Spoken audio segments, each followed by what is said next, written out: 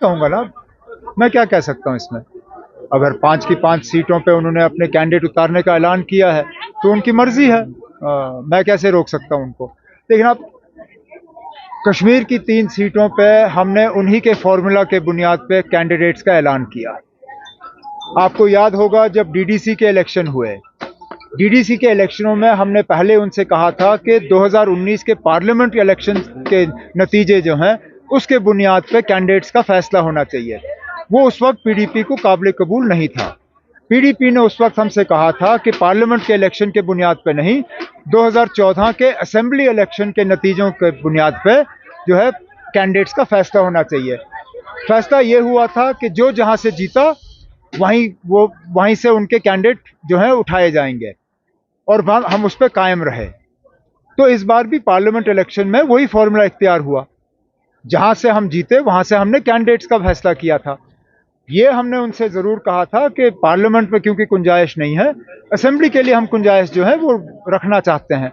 अब अगर महबूबा जी ने यह फैसला कर लिया है कि वो 5 की 5 सीटों पे जो है अपने उम्मीदवार खड़ा कर रहे हैं, तो शायद फिर वो असेंबली के लिए भी अब किसी तरह का अलायंस नहीं चाहती। अगर ऐसा ही है तो फिर मैं क्या कह सकता हूँ। हमने तो दरवाजा खुला रखा था। अब अगर उन्होंने वो दरवाजा बंद किया है तो वो हमारा कसूर नहीं है। Not at all. In fact, I'm quite surprised that Azad Saab has chosen to fight from Anantnag, Rajouri Poonch.